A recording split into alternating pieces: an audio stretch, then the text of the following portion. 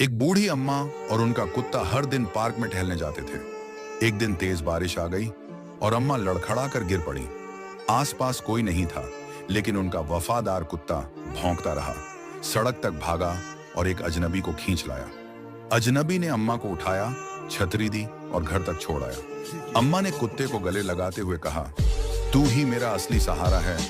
कुत्ता खुशी से पूंछ हिलाने लगा। क्या आपने अभी तक इस हीरो कुत्ते को लाइक और सब्सक्राइब नहीं किया?